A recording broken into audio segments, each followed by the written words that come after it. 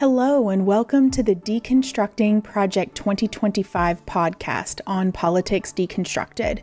Today, we are continuing our review of Project 2025 to provide listeners with critical information about the very influential Mandate for Leadership. This is important because Project 2025 is the conservative playbook for implementing white Christian nationalism throughout the U.S. government and our society. It is a threat to our freedoms, it is a threat to our democratic ideals, and it is a threat to our way of life. I am John, also known as the Godless Engineer, here with my wife and co-host, KC. On this episode, we will be discussing the first 3 pages of Project 2025's Foreword, which reviews the current state of affairs in the U.S., the history of the Heritage Foundation and its ability to influence our government, and an introduction to conservative promises for the future.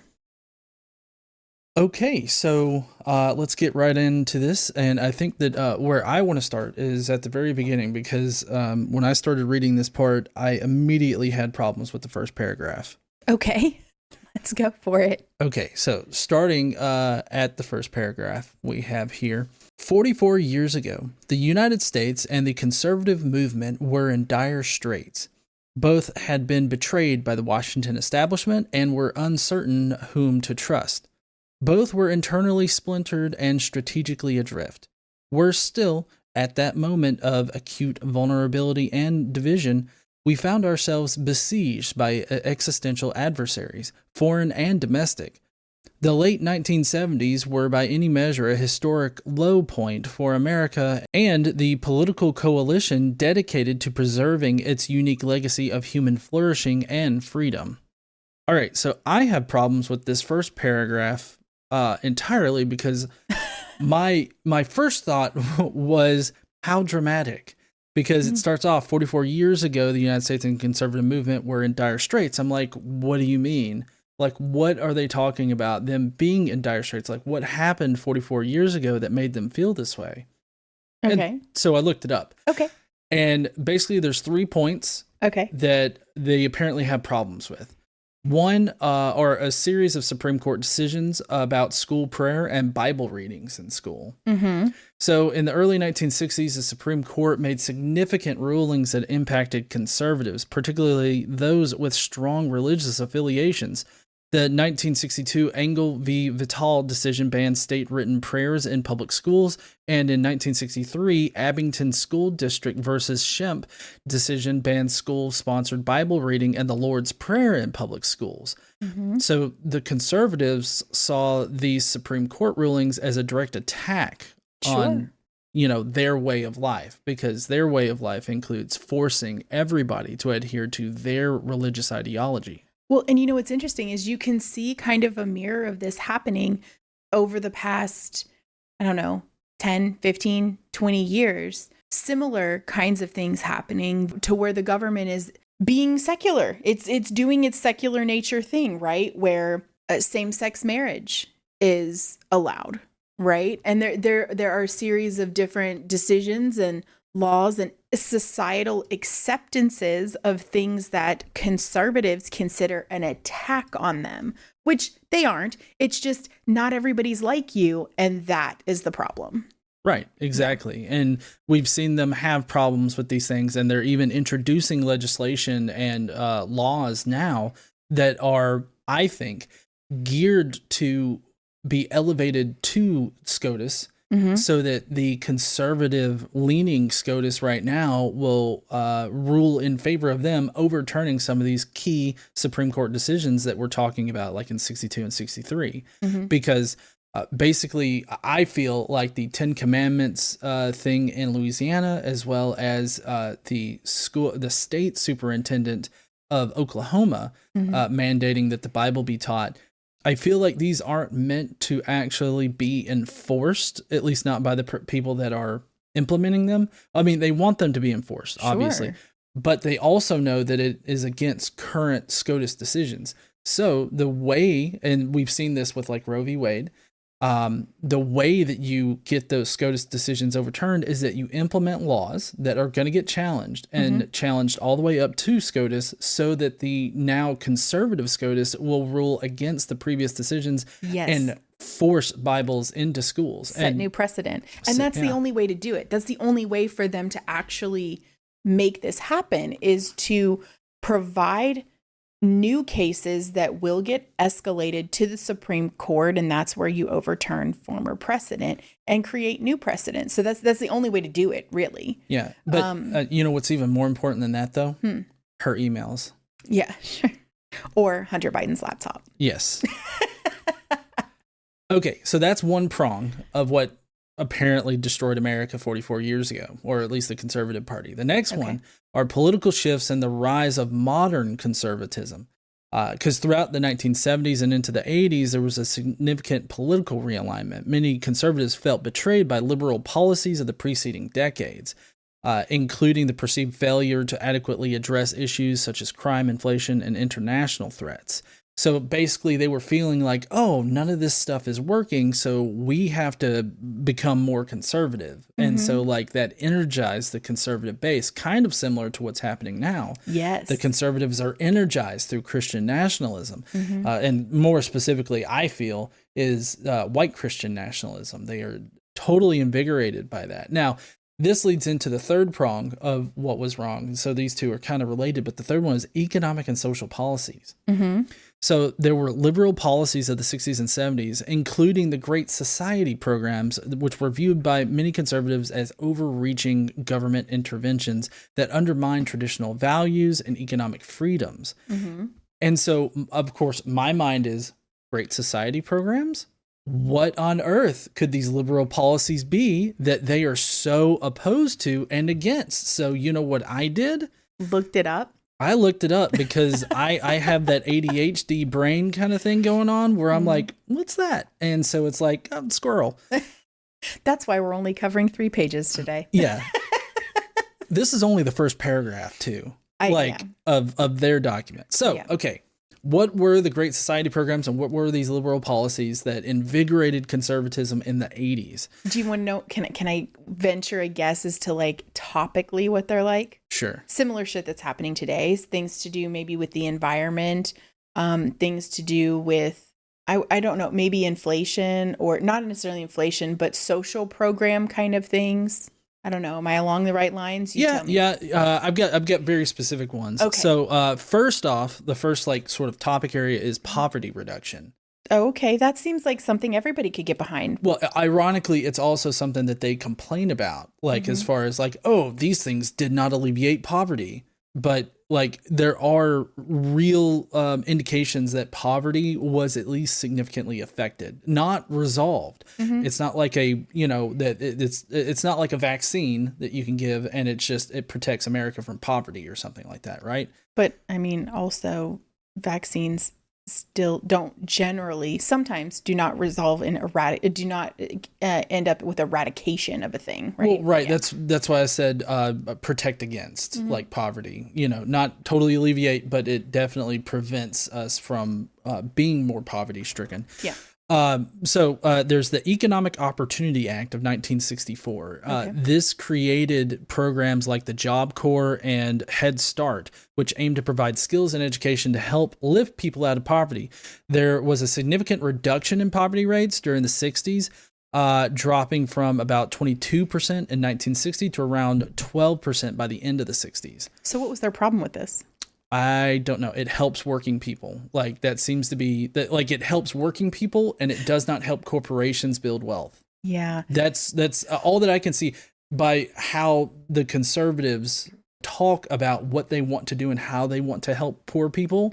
I don't understand it because they're like, we're going to help poor people by giving billionaires more money. Yeah. Well, because they fully embrace trickle down economics. Right. They fully embrace that. Yeah. And it has been proven over the last 40 years to not work. So I don't know why they keep at this. It makes no sense to me. So next, it's still in the poverty reduction section, is Medicare and Medicaid. Oh, yeah, we're still having those fights today. Yeah, so these programs provide health care to the elderly, poor, respectively, and significantly increasing access to medical services for these populations and reducing financial barriers to health care, which, if you don't recall, recently Joe Biden made it so that the insulin for elderly individuals were capped at $35 through, these programs. That's the only way that he can affect those drug costs without some kind of action from Congress, which Congress is pretty messed up right now. Which is crazy because capping drugs like that, the pharmaceutical companies are making a fortune on these drugs. It costs very little to produce insulin and other drugs. Now, I understand with the development of drugs comes a significant amount of R&D costs, right? When you're doing the research, when you're doing the development, when you're doing the testing, it does cost a lot of money. And so part of their sunk costs, right? So part of getting some of that back is not just your profit on any individual. Like if it costs $1 a vial and you sell it for $1.50, you're making 50 cents. Well, you want to do that if you're a company, you want to make money. And but then you also need to recoup what your sunk cost that you've spent on that so far. So then you tack on an additional amount to that. However, with no government regulation, what percentage of profit they can make plus recouping costs, that there's no cap on that. So they literally can charge whatever they want. And when you have life dependent or life-saving medications like insulin, it's not like some other medications where you can live without it. They may ease symptoms or they may do this or that, but you don't necessarily need them to live on a daily. Insulin isn't like that, right? For type 1 diabetics, they have to have it. Without it, they will die. Without government regulation to cap companies from making this completely unaffordable for people who will literally die without it. Yeah, there was a case in Texas where a guy, he died because he couldn't get insulin because it cost too much. And that should never happen. It really shouldn't. Okay, so you ready to move on to the next section of the problem policies and programs? I still have yet to see a problem or why it would be a problem for conservatives. Like that's what I'm trying to put why would this be a problem? Yeah, especially if conservatives are concerned with the working man or working people rather, with working people and providing resources and everything like that to help people out. And freedom and the pursuit of happiness for the people. It seems like they wouldn't have an issue with these, but please continue. Right now, it just seems like, they're affecting unfettered capitalism. So yeah. This next is going to be no surprise. Civil rights. The Civil Rights Act of 1964 and the Voting Rights Act of 65, specifically. These landmark laws help dismantle institutional racism, or racial discrimination and racism, and segregation, leading to significant improvements in civil rights and political participation for African Americans and other minorities. If you don't recall, Paul Weyrich was definitely, I guess, what you could consider conservatively preaching against civil rights and voting rights. Conservatives in general don't want more people to vote. They want more of their people to vote and less people overall to vote. Yeah, and to institute regulations that make it more difficult for the undesirables. Yeah. From their mind to vote. And as we'll see today in today's podcast, the whole disdain for civil rights and equality amongst everybody is going to continue. Like they're still harping on it. They're using different words with modern phrases and modern concepts, vernacular. But it's still them complaining about the Civil Rights Act of 1964. Okay. And so they've been playing the exact same record on repeat for 40 years. Oh, yeah. This has not changed. All right. And then finally, as far as great liberal policies and everything, it's education, which we will also see in the coming podcasts. So Elementary and Secondary Education Act of 1965. This act provided federal funding to improve education, particularly in low-income areas, and aimed to close the achievement gap. Programs like Head Start also played a crucial role in early childhood education for disadvantaged children. So basically, they have a problem with the government providing resources to help disadvantaged children from learning stuff. and like being on par with like their white counterparts. Mm-hmm. This reeks so much of white Christian nationalism, because now Christian nationalism was in the conversation back then. It was not as like in your face as it is now, but definitely now they have seen the power of using Christianity and people's religious adherence to push these kinds of ideas of returning us to prior to the Civil Rights Act or the Voting Rights Act, like all of that stuff. Well, another problem is that they just do not see the difference between equality and equity. They don't understand the difference between those things. They see programs like Head Start and other things like that as special treatment. Yeah. It's not that it's special treatment. It isn't. It's providing help where help is needed and not where it isn't. So there's a meme I'm thinking of. There's 3 people at a baseball game, and they're standing behind like a retaining wall, and you can't see below. Like the wall is solid, right? So you can't see below it. So you have somebody who is, their eyes are just above the wall. Mm-hmm. You have somebody who is tall and a couple feet above the wall, and then you have somebody whose visual level is below the wall, so they can't see at all. So equality would be to provide each of them a single step stool. The person who could just barely see over the wall now has a better view. The person who was in the middle, who could see before, can still see. No change. They're just taller, right? And the person who was below the wall still is below the wall. Equity is providing the person whose view was just barely over the wall with a step or two, to give them a good view. Provide the person in the middle who could already see, nothing additional because they already could see and they don't need anything additional. And provide the person, the third person, with 3 or 4 steps up, whatever it is that they could get to where they could also see. So all 3 people have an equal view of the game, right? Though you had to provide a little bit for one, nothing for the second, and a little bit more for the third. Right. So that's equity. Right. And conservatives are against equity. Well, for one thing, it puts everybody on an equal playing field, and they don't like that. But also, it would be akin to, in that situation, the equity situation, the guy that can already see over the thing is like, why don't I get multiple steps so that I can be so much higher than everybody else? You don't need multiple steps. You don't need it. You're already good. You don't need it. And so why would we direct government resources, taxpayer money, toward something that's not needed? Right. Exactly. And so this is one of their, this is where they get the whole idea of redistribution. In redistribution, you're taking something from someone and giving it to someone else, as if you cut the legs off of the tall person in the middle who can already see to provide more legs for the other 2. That's not what you're doing here. This is not taking from one to provide for the others. No. And this is providing help where help is needed and not where it isn't. Right.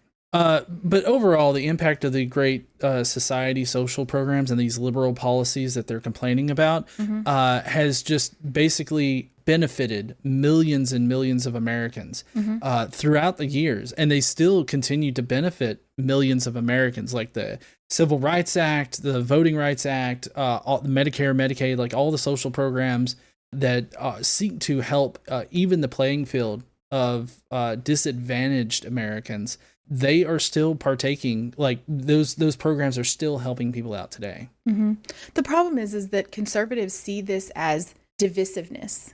Right. That is something I don't understand. That this concept that doing things like this is divisive. Can you imagine sitting there and being like, why on earth am I paying taxes so that poor child over there can eat food? Like, can you imagine being so cold-hearted that you're like, why? Or being someone who looks at a couple of kids, one who has a sandwich and the other one who doesn't. You give the one who doesn't have a sandwich so they can eat. And then the other parents are upset because you didn't give the kid who already had a sandwich also. Right. You already have food. You don't need food. Like, it's the same concept. You already have it. You don't need it. Right. And this is directly related to the conservative efforts that we see today, because they literally limited the free school lunch program to make it more restrictive as to who can receive free school lunches. So one of the arguments that they will have, not necessarily just about the school lunches, but in general, of providing assistance to those who need it and not providing the same thing to others, is punishing success. Like, I'm successful, so I don't get this benefit. So they see it as a punishment, but nothing is being taken from them. You know what I mean? Nothing, they just simply don't need whatever the benefit is. If they needed it, it would be provided to them also equally, but they don't need it. So they don't get it, but they see that as some sort of punishment, or not even, or well, not, yes, they do see it as a punishment, but additionally, they see it as it takes incentive away from people to pull themselves up by their bootstraps and succeed. Because if you're going to not have food for your kid and then the government is just going to provide it, you have no incentive to succeed or do better to provide for your child, because the government is just going to do it for you. See, I think the presumption there is that everybody has bootstraps. And like the social programs provide the bootstraps. Yeah. And like it's not just simply pulling yourself up by your bootstraps or anything like that. It's like you got to have bootstraps first in order to pull yourself up. Yeah. And conservatives want to act like everybody's got bootstraps. Who doesn't have bootstraps? You're poor people. Yeah, and the reason they can't see that, and some people will take issue with this word, but the reason they cannot see or even don't even think about maybe they don't have boots is privilege. Exactly. You are privileged to have boots. You are privileged to have bootstraps. Everybody you know that lives around you in your little bubble has boots and bootstraps, and you can't conceive the notion that, oh, that person maybe doesn't have boots. Not like, I'm not convinced though that they would care. Right.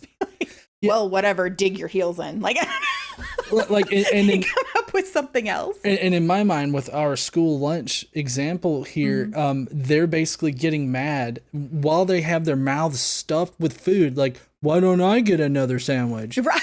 Like, I'm sorry, Timmy over here needs a sandwich because he's hungry and this is the only time he's going to get food today. Yeah. You have already had 3. You don't need another. And you have a plate full still in front of you. Right. Exactly. So like this, why would we? To me, that would be waste, fraud, and abuse. That would be if the government was providing extra sandwiches to somebody who already has 10 sandwiches, that would be wasteful. That would be an abuse of federal funds. Don't waste your money giving more to people who already have plenty. Dedicate your resources and focus your resources to uplift those who do not. And I think this all comes down to a foundational idea that poor people are poor because of bad decisions that they make. And that a lot of conservatives do believe that.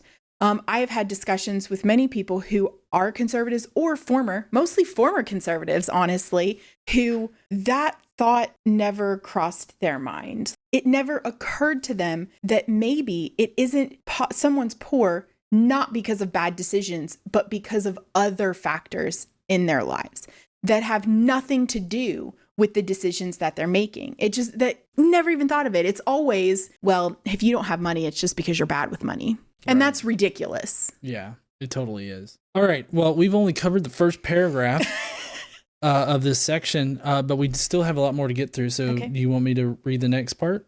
Yeah, let's go to the area where we talk about the where we're at in America today. Right. Today, America and the conservative movement are enduring an era of division and danger akin to the late 1970s. Now, as then, our political class has been discredited by wholesale dishonesty and corruption. Look at America under the ruling and cultural elite today.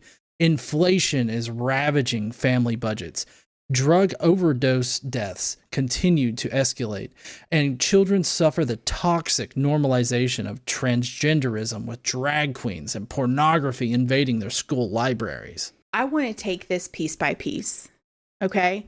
Let's do it. Okay. So point one, inflation is ravaging family budgets.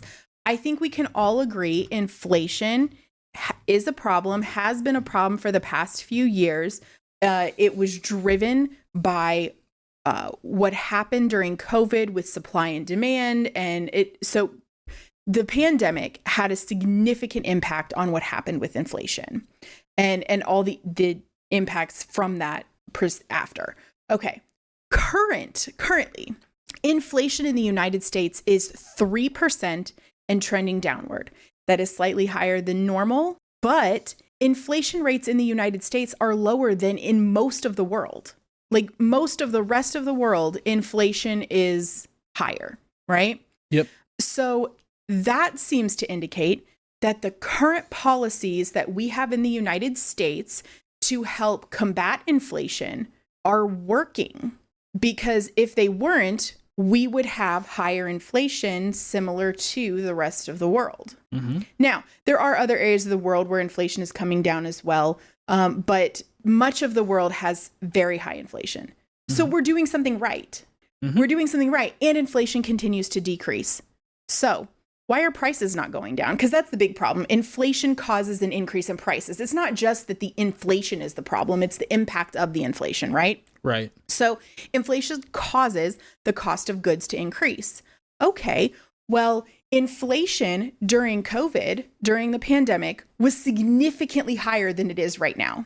Right. Okay, inflation has come down quite a bit. Prices haven't followed. Why? Okay, so we have to follow the logic train here. Why haven't prices gone down? I wonder why. I feel like you're going to tell me. Yeah. What has remained high? Corporate profits. Mm-hmm. Corporate profits are currently record corporate profits in a lot of areas, including that of grocery stores. So grocery companies who produce food, who provide food, grocery, Publix, Kroger, Walmart, all of those companies that provide the food for most of America, mm-hmm. have record high profits right now. So as inflation has decreased, giving them a relief on the cost of goods, right? So the companies have relief on the cost of goods because inflation has come down quite a bit, but prices haven't come down. Right. Well, to be fair, they actually are starting to come down slightly. Not significantly, not enough to really make a difference right now, but slightly. However, the trend is that prices are not generally coming down. Right. So this is another example of why trickle down doesn't work. Because for companies, the cost of goods is decreasing. But instead of passing that on, that decreasing cost, passing some of that on to the consumer, they are maintaining high costs, which is allowing their profits to soar. Mm-hmm. Right. And one of the things that companies are doing is reinvesting those profits into themselves, which I guess you could say is not necessarily a bad thing, but it is when that's all they're doing. They're getting richer. Right. They're rich, they're getting richer, and people can't afford eggs. Right. So they can't afford staples because of what they're doing.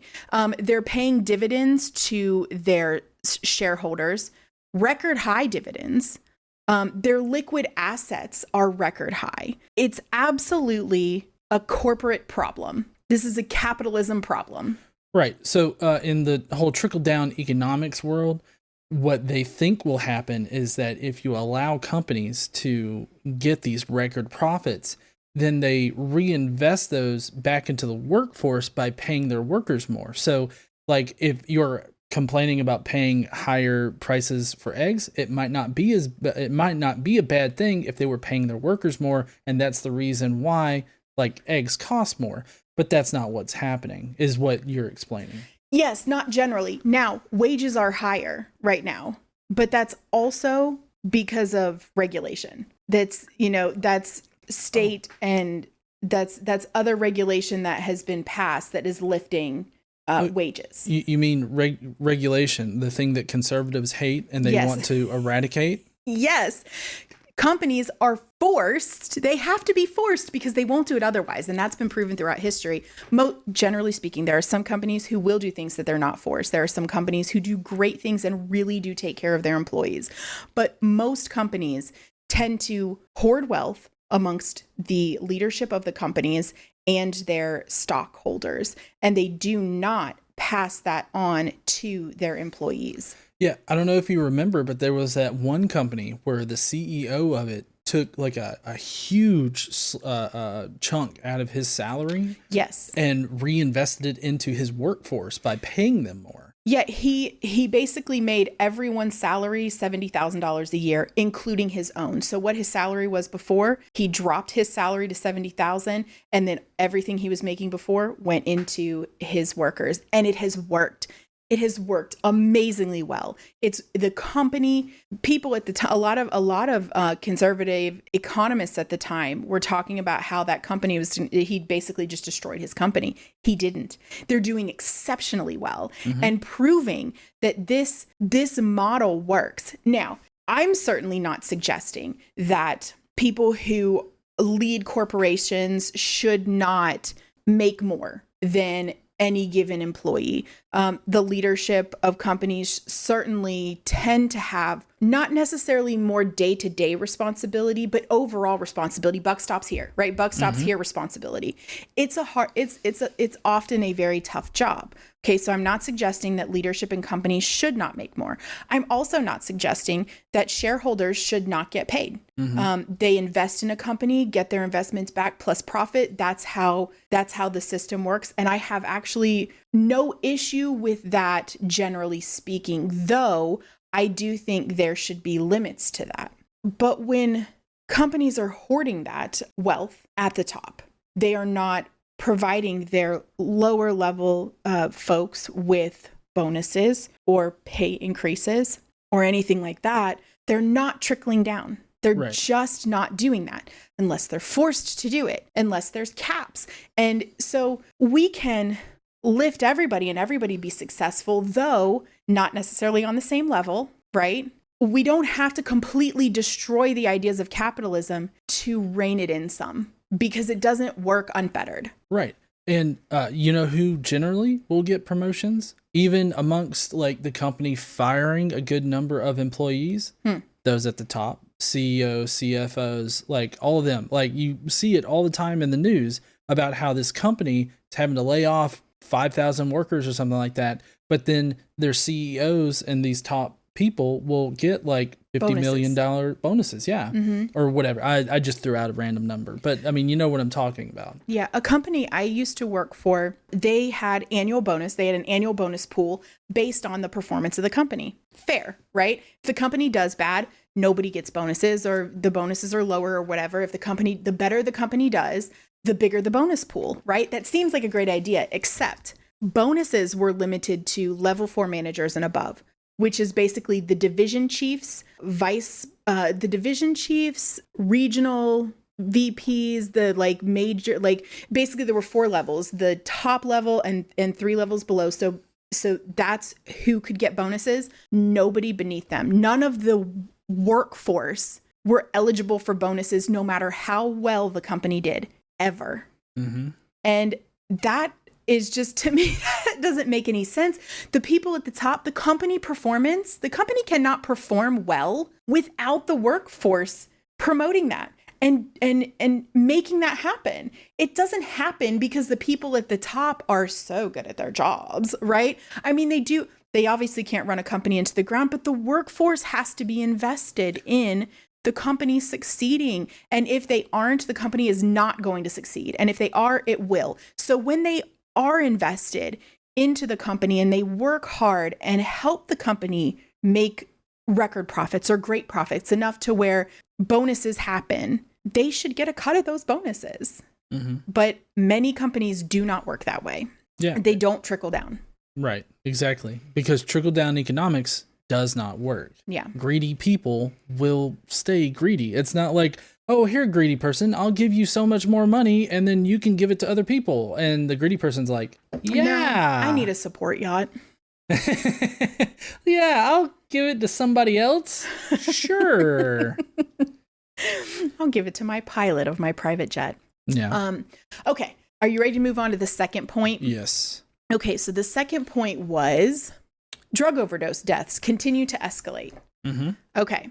Drug overdose deaths are actually falling in 2024 after sharp increases between 2019 and 2020, right? That did occur. Also, just of note, if you're not paying attention to the time frame, Trump was president during that time. I'm not insinuating that the drug overdose increases were his fault. I'm simply saying he was the president at the time, right? Mm-hmm. So a very sharp increase of drug overdoses happened between 2019 and 2020. What else happened between 2019 and 2020? The pandemic started. Right. Okay, so that had a major impact on it.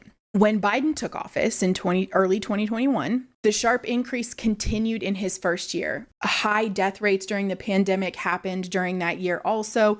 We were still in the throes of what was going on with the pandemic. Okay, so that sharp increase did continue, not sharper than the increase from the previous year. Okay, so it was the same increase as that before. Okay.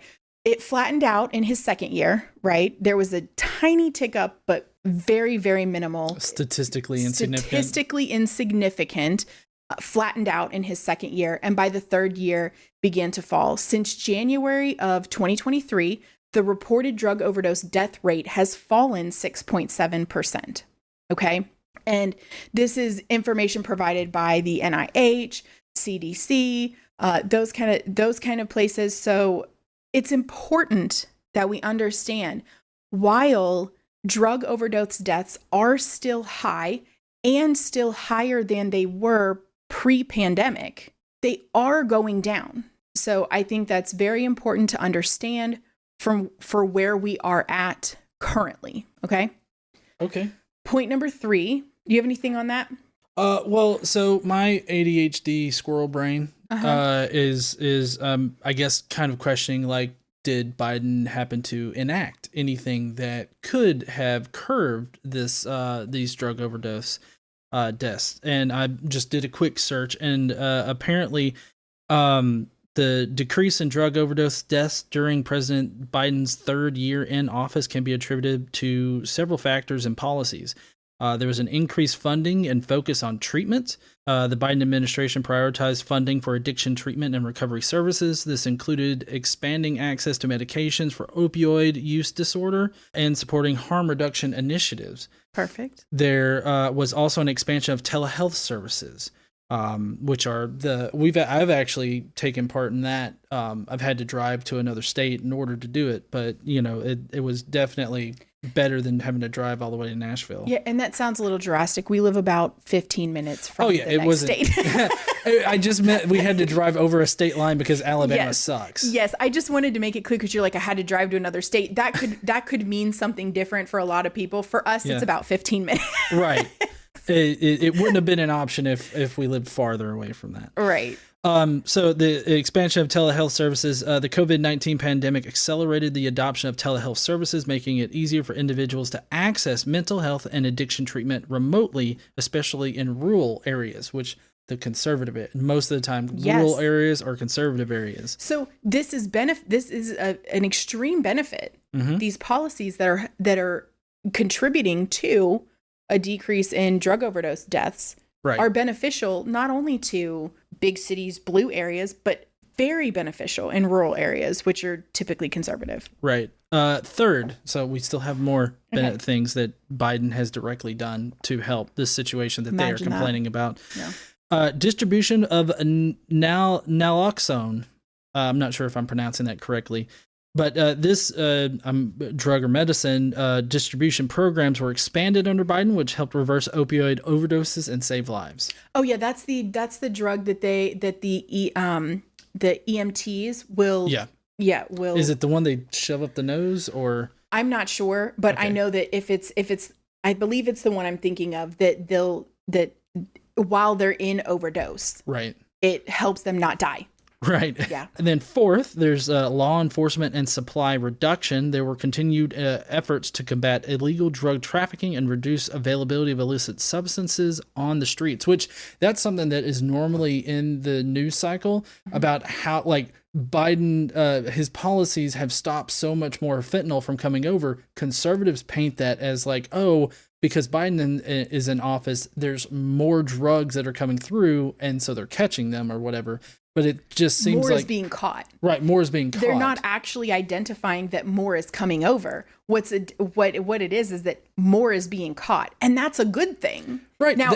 Is more coming over? I don't actually know if more is coming over, but what I do know is more is being caught. Well, there's no way to quantify if there's like an increase in traffic. There's only a way to quantify how much we're stopping. Yeah, and we're stopping more. Right. That should be celebrated literally by all. It's so surreal. Like whenever you're on social media or whatnot, and you see a conservative be like, under Biden's America, we are stopping so many more millions of pounds of fentanyl from coming over the border. It's like, great. Is that I thought that was a good thing. Like, that's what we want, right? Like, we don't want. Are you complaining about this? This seems weird. Yeah. Okay. And then fifth, there's public awareness and education campaigns. Biden's administration supported campaigns to raise awareness about the risks of drug use and availability of treatment options. And then finally, number 6, there's pandemic related factors, which is kind of what we started to cover. While the pandemic initially exacerbated substance abuse and mental health issues, the response efforts and expanded healthcare access may have contributed to stabilization or decrease in overdose deaths over time. So there's been a number of things that the Biden administration already has enacted that definitely contributed to the decline in overdose deaths. Yes, directly contributed. So again, when we're talking about the state of the country, and when the Heritage Foundation writers, the folks here, are talking about the state of the country and complaining about where everything is and what's going on, they fail to recognize the reality of the situation and what the current administration has done to help that. Right. And when they talk about solutions as far as like stopping this thing or things that would alleviate whatever is currently going on, what they're talking about are xenophobic things, like or the over policing of certain communities. That is what they're talking about. Like, they want to shut the border down. They don't want anybody to come over. But the problem is, most of the drugs that are imported into the United States are done through valid ports of entry. Yes. And we stop a good portion of them, or maybe not a good portion. We don't know how much, but we were stopping a lot of them, just not stopping all of them. Also, I remember several reports of like actual like wealthy white people here in the United States, like ordering fentanyl like from overseas and just having it directly mailed to them. And that's not being stopped. No. But anyways, so end ADHD squirrel brain for point 2, or at least I just wanted to establish that there was definitely a connection between Biden's policies and the drop in overdose. Yes, and I think that's important. I think it's important to attribute to try to get to a causal, something that's causing either increases or decreases, whichever it may be. And so policies that are enacted are affecting those things. And that is what the Biden administration is doing. So is it perfect? No. Is it what it was pre-pandemic? No. But it's not that way anywhere else in the world either. We're doing better in many aspects. So I think we need to really take into account why that is, and not just, the country is being destroyed, like the crazy, excessive, exaggerating rhetoric that the Heritage Foundation and the right in general likes to spew. Okay, point number 3. Children are suffering because of transgender normalization. That's my rewording of what bigoted bullshit they said. Okay. While studies of transgender people, especially youth, remain minimal, everything that we do know in the studies that we do have point to them having better mental health among just transgender adults and children when they have support from their friends and families than when they don't. It seems to indicate that normalizing transgender acceptance is not toxic, which is what they say. They say that normalizing quote unquote transgenderism, which I very much dislike that word, but here we are. Normalizing transgenderism acceptance is toxic. Mm-hmm. Okay, so not only is that not true, it's actually beneficial to trans kids' well-being, even not just when they're children, but through adulthood. In fact, early social transition results in increased mental health improvements over time and throughout their entire lives. That is understood. And when you treat trans children or trans people like there's something wrong with them, when you don't accept them, when you force them to live a life that is not authentic to them, you do them significant harm. Oh, definitely. I mean, I can't imagine any position that I would ever hold where I'm like trying to force a child to identify the way that I want them to identify. Mm-hmm. And like, I feel like that is the like if you were to define toxic behaviors or whatnot, by any measure, any reasonable measure, forcing a child to identify in a certain way would be toxic. Point 4, drag queens. The right is really fucking wrapped around it over drag queens. They're very upset about drag queens. Drag has a long history beginning in theater. There's no evidence that those who perform in drag are dangerous to children. There's no correlation there. There's essentially no data on the rate of sex offenders or pedophiles among drag queens because it's nil. Right? Mm-hmm. Okay. There is plenty of data, however, on sex abuse, including that of children, mostly that of children, at the hands of church leaders, Catholic and Protestant churches, right? Christian church leaders. Our children are safer at drag queen story hour than in churches, and that is a fact. That is an established fact. I mean, I would totally expect a drag queen to protect whatever children may be at the story hour, like just from anything. Like, I mean, I don't know why the conservatives have to portray this as like some kind of sexual thing.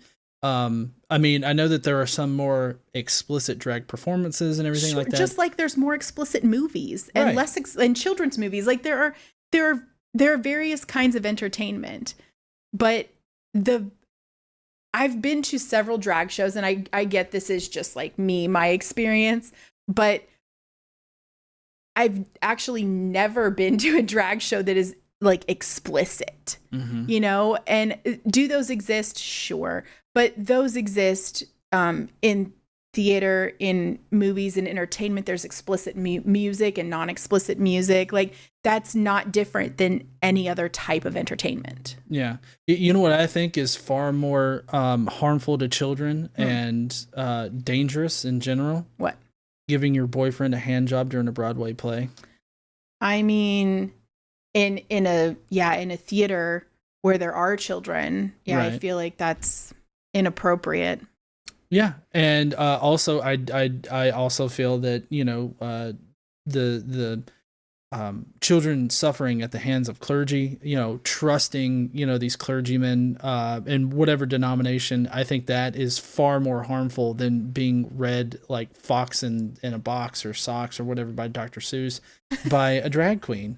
Like, you know, having Father McFeely give you, you know, something in the rectory or whatnot, that is so much more, so much worse. And I regularly use the hashtag not a drag queen, like on Twitter and stuff, to highlight how clergy abuse is rampant. There's actually a really good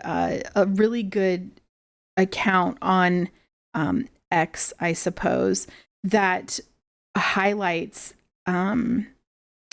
sex offenders, people who have not just clergy. It's not targeted at clergy. It's just, hey, look at these people who have been charged with sex offenses, pastors, police officers, teachers, and none of them have been drag queens. But the account,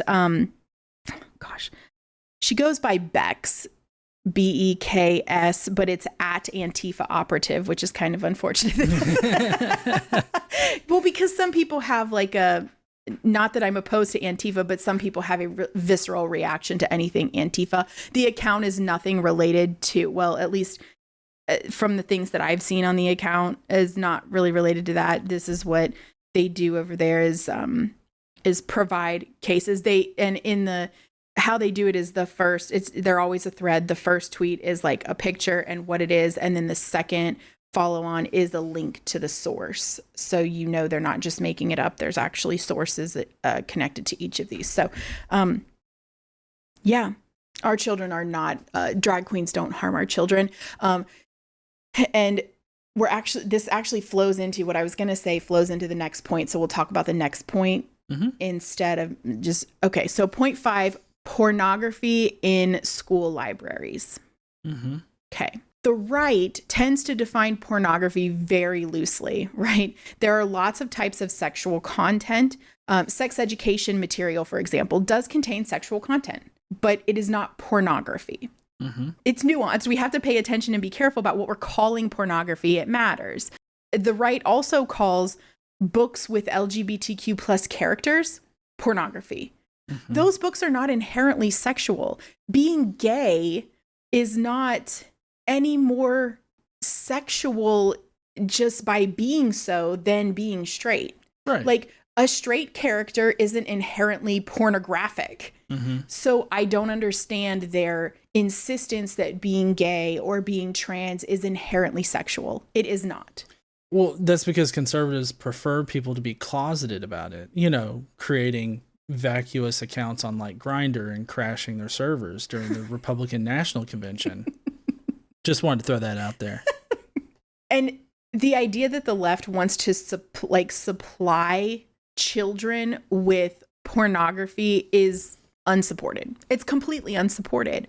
I think that the left absolutely wants to maintain guidelines for who can and cannot, who can check out age appropriate material, right? You certainly wouldn't want a young child to have access to the same kind of content as an older teenager, right? So age appropriateness for things is important. But at developmentally appropriate ages, introducing sexual information or content to children is important to their education for understanding their bodies, right? The sex ed, for example, which I know many people on the right are very against sex education. I can't possibly fathom why. This is why you have people who think that you can get pregnant from a hot tub. Or toilet seats. Yeah, it's insanity. Sex education is very important. It's important to prevent unwanted pregnancies, to decrease the number of abortions. Right. Robust sex education decreases the number of abortions. So you'd think they'd support it, but they absolutely do not. And I was going to say, considering the conservative stance on a number of different issues, I think that they have several different problems with normalizing other sexual preferences or other ways of being other than just heteronormative, like straight, white, whatever gender. The reason why is because they don't like equity and representation for, our furthered understanding of human sexuality. They also just don't like sex in general unless you're having it in the closet or being private about it. But even then, they want to know what's going on. And if they know what's going on, they want to prevent it in some kind of fashion. Which is weird for the party of freedom. Yeah. I'm doing air quotes. Yeah. I know you can't see. Party of freedom. Yeah. Let the government stay out of your personal lives, except for who you're having sex with. Right. Exactly. They have problems with that. They have problems with providing children with proper sex education materials because, they want only abstinence-only sex. Which is not effective. We know abstinence-only sex education is not effective. Right. Granted, not having sex is very effective in not getting pregnant. That is true. That is true. But abstinence-only education is not effective in preventing teen pregnancy. I have a personal hypothesis that I think that conservatives want to keep children ignorant of sex education because it makes them easier to victimize. Because if you look at the number of conservatives that are embroiled in these sexual assault cases or even trafficking with the case of Matt Gaetz and things of that nature, keeping children ignorant of sex education makes them easier to victimize. To be fair, they have a tendency to want to keep children ignorant of lots of things, not just sex, but lots of things, which makes them easier to control and manipulate and victimize. Yeah. So I think that's a general theme across the board. It seems to be. So shape them into your lemmings, which is actually something I think we discuss. Yeah, probably. But I just wanted to highlight that, because when conservatives say that they care about children, I feel like a big part of the conservative talking point, just in general, is to equivocate. You're equivocating terms, because when a conservative politician, I'll say, out there is talking about protecting children or being concerned about children's rights or anything like that, their safety, they're not actually talking about those things that everybody else recognizes as being those things, as actually providing like a safer space for children or anything like that. They only care about what will advance their own personal positions. And one of their personal positions, it seems, not saying this of every single conservative, but it definitely seems like a lot of conservatives out there want to be able to have the option to victimize children. So back to the pornography in school libraries and how that ties into the drag queen story hour. Liberals support age appropriate content for children. Right? They do not support complete bans on all types of content for all children, because it stunts them. It stunts them developmentally to not be exposed to this type of information or any given type of information. When you don't introduce children at an age appropriate level for the type of content to relationship development, it makes it more difficult for them to learn about relationships and how to have successful ones. Now, am I suggesting that you talk to a 5-year-old about like great sex and how that impacts a relationship? No, I'm not. But I am suggesting that books with LGBTQ plus characters simply existing, being represented, to even for young children, is not inappropriate. There are different types of relationships. There are different types of people. People have different interests and likes, and that's okay. And introducing children so that if they have any given range of sexual or romantic preferences as they age, they can see that and have a healthy relationship with that. And so I believe that's very important. That's all I have for that particular. I just wanted to go through those things that were listed in that one sentence, because I think it's important to look at the actual status, or not the state of where things are, because these are things that they bring up. So let's talk about those, right? Right. Okay. So where do you want to continue?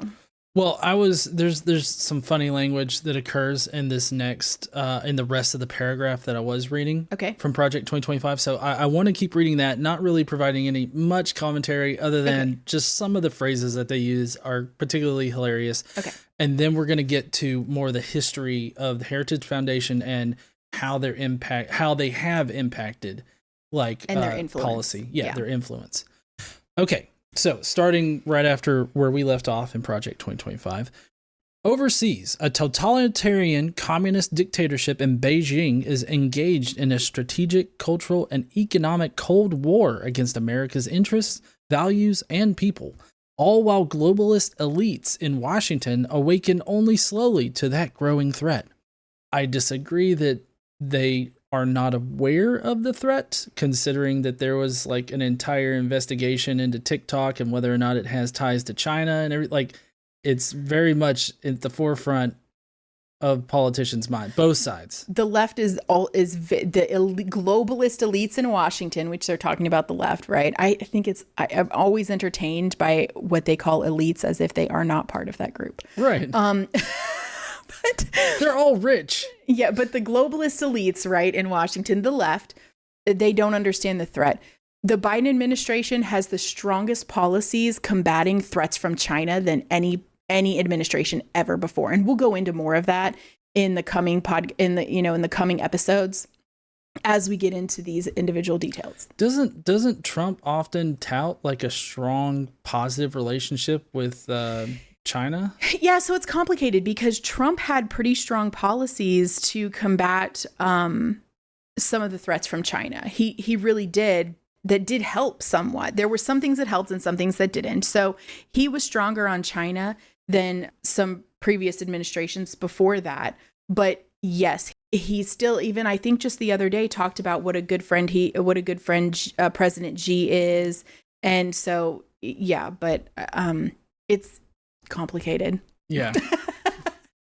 It's weird that they're like, this is a Cold War. Like it's what we faced with Soviet Russia. And in many respects, you could consider it to be that bad with the amount of, the amount of issues that we have coming from China right now. It seems like they're being overly dramatic here, but at the same time, Trump, who most of the authors that authored this would have a relationship in one way or another with the Trump administration, just kind of seems weird for them to paint it like that. Anyways, to continue. Moreover, low-income communities are drowning in addiction and government dependence. Contemporary elites have even repurposed the worst ingredients of 1970s radical chic to build the totalitarian cult known today as the Great Awakening. So keep in mind, just to reinforce, they're talking about civil policies, civil legislation that provides equity for the American people and specifically helps, as we saw, minorities, but also rural communities, yes, which are conservative. So, I mean, these are policies that help everybody, that give everybody the bootstraps that they need to pull themselves up by. And that is not what the conservatives want. No.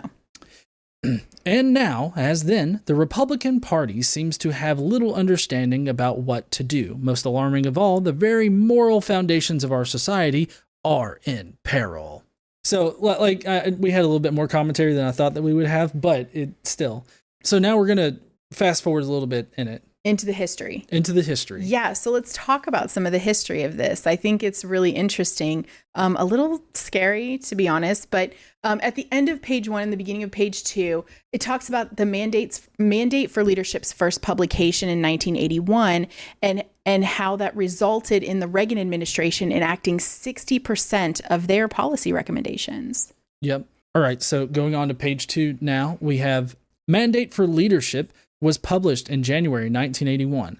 This same month, Ronald Reagan was sworn into his presidency. By the end of that year, more than 60% of its recommendations had become policy. And Reagan was on his way to ending stagflation, reviving American confidence and prosperity, and winning the Cold War. The bad news today is that our political establishment and cultural elite have once again driven America toward decline. The good news is that we know the way out, even though the challenges today are not what they were in the 1970s. Conservatives should be confident that we can rescue our kids, reclaim our culture, revive our economy, and defeat the anti-American left, at home and abroad. We did it before, and we will do it again. And then skipping a little bit there, the legacy of Mandate for Leadership, and indeed of the entire Reagan Revolution, is that if conservatives want to save the country, we need a bold and courageous plan. This book is the first step in that plan. Let's talk a little bit about there being the Heritage Foundation and all of the authors and contributors and everybody throughout the past, 50 years, 40 years? 40 years. I would say 40 to 50 years. Yeah. Let's talk about some of how they've influenced the government. And the reason I want to talk about this is because recently Trump has been saying he doesn't know anything about the Project 2025 or the Heritage Foundation, which we talked about in the last episode, who's behind it. So that's not true. He also talks about not knowing what's in it, which we know that's not true because much of what's in his Agenda 47 is in the Mandate for Leadership. Additionally, we know how much of the mandate for leadership Trump infused into his first administration. Okay, so another thing that's happening is a lot of conservative folks are now downplaying mandate for leadership and the Heritage Foundation and its influence. So let's talk about some of the influence that they've had since the early 1980s. Okay, so we already know the first publication was in 1981 when Ronald Reagan's in his first year in office, right? Right. Okay. In 1982, the Heritage Foundation published and provided to Reagan the first comprehensive detailed study outlining a missile defense system to defend the United States from nuclear missile attack. 6 months later, Reagan called for a strategic defense initiative to protect America. Well, then in 1988, the Heritage Foundation published the Issues, the Candidate's Briefing Book. That was a comprehensive guide to domestic, foreign, and defense policy issues that helps conservative candidates frame the debate. And then later on in 2000, 12 years later, the House Majority Leader Dick Armey said, quote, "If candidates read nothing else, they should read Issues. No candidate should run without it." End quote. In 1990, Reagan addressed Heritage Foundation's annual board meeting saying, quote, "You were an invaluable resource on key issues. Wherever I needed heritage, you were there," end quote. Which to me demonstrates explicitly that the Reagan administration was taking policy advice and recommendations from the Heritage Foundation on many key issues. And at any time he needed anything or advice or anything like that, they were there and he did it. It kind of makes it seem like the Heritage Foundation was writing public policy. They are. They literally were, and they literally are still today. Keep in mind that a lot of people are focused on who did we elect? Did we elect the Heritage Foundation? I don't think that we elected the Heritage Foundation to write public policy. We didn't, but many of the people who are part of the Heritage Foundation or its many contributors are appointed to positions in the White House, which is another thing we'll get to right in the coming episodes. And then in 1995, the Heritage Foundation hosted a new member conference to educate the conservative freshman congressional class. 56 members of Congress attended. On the first day of the new session, the House reformed 15 rules, 13 of which were recommended by Heritage. Over the first 100 days of the new Congress, Heritage analysts testified over 100 times. That's significant. This goes back to what we were talking about in the last episode. They have an established process for indoctrinating upcoming members in the political minds in the party and new members of Congress, and they get them in. They tell them how things should be, what they recommend, and then those folks who now have power, 56 members of Congress, is as soon as the new session of Congress, and they do it before, right? They had them come in to do their sessions before. On the very first day, 13 of the 15 things that were addressed were issues the Heritage Foundation wanted taken care of, and it is exactly what happened. Yeah. And then average once per day, someone from the Heritage Foundation testified in Congress. Yeah. That is a lot of influence. It definitely is. Yes. In 1999, the Heritage Foundation established their Center for Media and Public Policy to provide media training for Heritage staff and offer courses in computer-assisted reporting to journalists, setting themselves up to influence and manipulate not only politicians, but the mainstream media as well. Yeah, I feel like that's the reason why it's important to know, where the mainstream media is getting their information. And well, not just where they're getting their information, but who runs them. Right. Who's behind them? Who owns them? What is influencing them? Right. It's critical. It is. And then in 2002, during the first 30 days after the 9/11 terrorist attacks, Heritage created a Homeland Security Task Force and provided 250 newspaper and magazine interviews and 185 radio and television interviews. In January, the Office of Homeland Security and the Joint Chiefs of Staff reviewed the task force comprehensive recommendations, 2/3 of which eventually are implemented. 2/3 seems to be a number here. Yeah. It's a lot. It's a lot of what they recommend gets implemented into our government. Mm-hmm. In 2003, just 1 year later, Heritage Foundation opened a new donated 8-story building next to its headquarters, which it uses to house college interns who spend, they started this program where they spend a semester there being indoctrinated into conservative public policy. That sounds oddly familiar, doesn't it? Yeah, so they actually live there, and the building was donated for this specific purpose. So they come and they spend a whole semester there and get college credit for doing this. Yeah. Crazy, right? It is definitely crazy. In 2005, in less than a week, and in response to Hurricane Katrina, Heritage Foundation produced From Tragedy to Triumph: Principled Solutions for Rebuilding Lives and Communities. White House officials and Congress quickly embraced many of its recommendations. It's amazing how quick they can generate this kind of stuff. It's like they have it pre-written and they're just waiting for the correct time in which to put it together and like be like, oh, do you need guidance on how to get through these troubled times? Well, yes. And they essentially have templates for all of this. And then they just insert relevant information to whatever the relevant thing is that allows them, that gives them the opportunity to infuse themselves into the government. And that's exactly what they do. And they've done it over and over and over again for 40 years. Yep. Okay. In 2010, Heritage Foundation led the fight against the Affordable Care Act, which now provides health insurance services to 45 million Americans.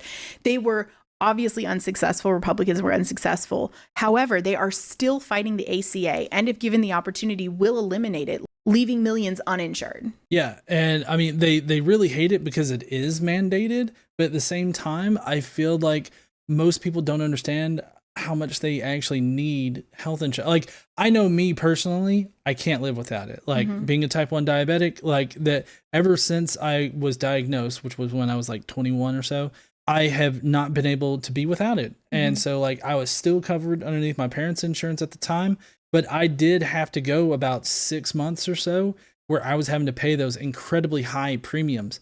And if I could have had something like the ACA to use and so that I didn't have to pay like $700 a month for insurance just to be able to get enough insulin to not die, that would have been awesome. Yeah. But I mean, even though this example is not an example of a success, right? Heritage Foundation was not successful, but they were very involved and led the fight against it. So had they been successful, this would, had the ACA been defeated, this would have been another notch for them. Yep. Right? Because they fought very hard against this. And then in 2016, Heritage Foundation provided Trump with his initial copy of their mandate outlining his first year in office. His campaign used their recommendations to shape their policy recommendations, and by 2018, 64%, about 2/3, of the policy prescriptions in Heritage's Mandate for Leadership series were included in Trump's budget, implemented through regulatory guidance and under consideration for action. Yeah, it's a lot. If you're thinking that Project 2025 is not going to be implemented by this new Trump administration, if he were to get elected, not 100% of it probably, but at least 2/3. Well, and Trump has spoken at Heritage Foundation events and been involved in various policy discussions and other things with the Heritage Foundation. They've been invited to speak. The point of providing all of this history to you, and I know we went through a lot of things that weren't necessarily relevant to today, but there's a method to our madness. The point is that when Trump says he has no idea who Heritage Foundation is or what Project 2025 is, he's lying. He's lying. And when politicians downplay the influence and impact of Heritage Foundation and Project 2025, they are lying. And we have 40 years of precedent to show you that they are. Yeah. So do not be convinced when the Republicans' talking point is Project 2025 is just some organization who is just writing their ideas and it really has no relevance to anything else. That is a lie. It definitely is. Yeah. Well, that's going to be it for like sort of the history and how the conservatives, or at least Project 2025, the Heritage Foundation, sees the current state of America. We're going to be going into the conservative promise, which is like a four-pronged thing. Yes. And we're not going to be able to go over specifically all 4 prongs.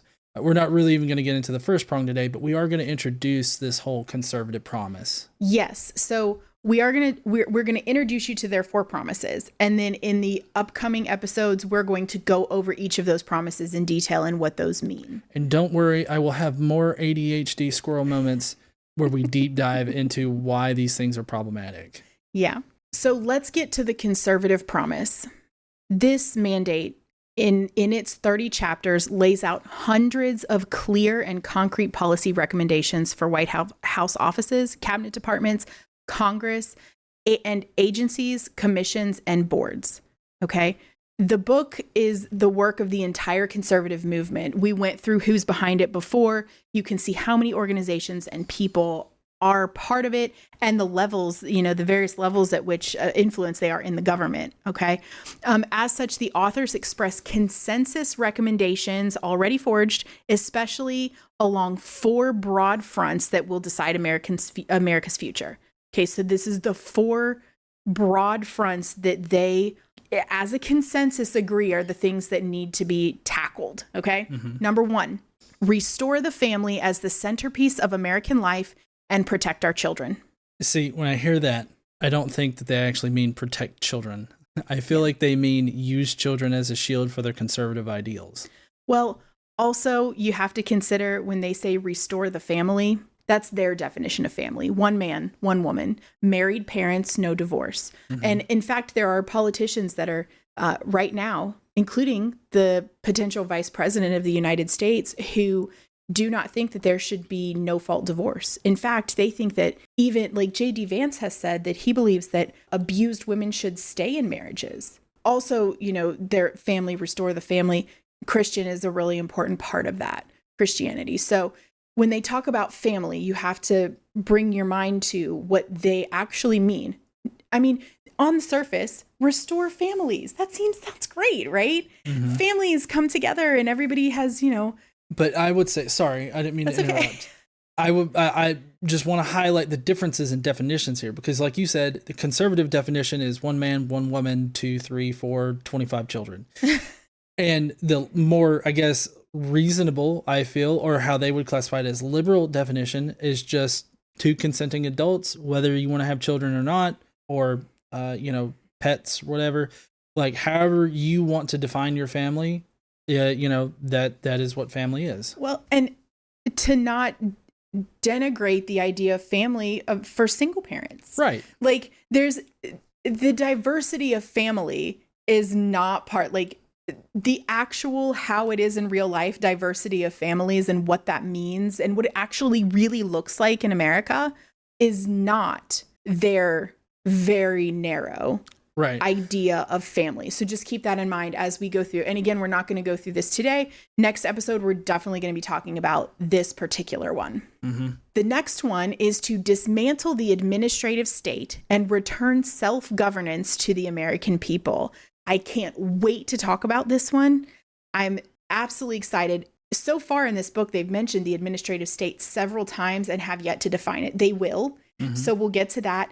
And the idea of returning self-governance to the American people, when you see what they're actually planning to do, they're very opposite things. Right. I feel my initial, like upon hearing this, because you know what they talk about, but I don't. Right. My initial feeling is that dismantling the administrative state is rolling back all of these civil and societal or social programs, rolling back a lot of that, rolling back a lot of the government help that's provided to the American people to provide equity in American life, and like with healthcare and jobs and salary and all that kind of stuff. And then returning self-governance, meaning that they're going to repeal a whole bunch of maybe regulations or maybe laws or something like that help to provide that equity. No, I'm a little off. A little bit. But that stuff is certainly a side effect of what their plan is. So that isn't really the focus as much a side effect. Okay. Promise number 3, defend our nation's sovereignty, borders, and bounty against global threats. So now we're bounty hunters? They mean like- Are we dog? No, they mean like our resources, our wealth, Okay. our wealth, our resources, the things that make America great. More like booty. No, because booty is taken. Of course, I mean, depending on how anyway, we're going to get more into what that entails. What does it mean to defend our nation's sovereignty to them? What they have in plans for immigration to a point. And these are just the promises. So even in the next section, this is just the foreword. I mean, imagine how much we're talking about 3 pages today, right? So they're going to go into a lot more details throughout the various chapters that are topical, but the promises go into some more. And of course, our bounty, right? Our national resources. Number 4, secure our God-given individual rights to live freely, what our Constitution calls the blessings of liberty. I also can't wait to get to this one. I mean, coming from the conservatives, I feel like they're like, I should have the God-given right to own another person as a slave. Yeah, and they literally changed the words in the Constitution to say that they mean things that they basically to reframe what it says in different words so it means what they want it to. It's incredible. It's absolutely incredible. Constitution-loving people, as they consider themselves, doing this to reframe what they're actually saying. It's astonishing. So I'm excited to get into that as well. Okay. All right. Well, these 4 conservative promises seem scary. And can't wait to hear more about them. But we, have gone pretty long today due to sidebars and everything like that. But I think it was all very good, very important information as to how Project 2025 is very dangerous. And we definitely appreciate y'all deconstructing Project 2025 with us. Make sure you like and subscribe if you enjoy this kind of content. Also, don't forget to ding the bell so you get an alert every time we post a new podcast.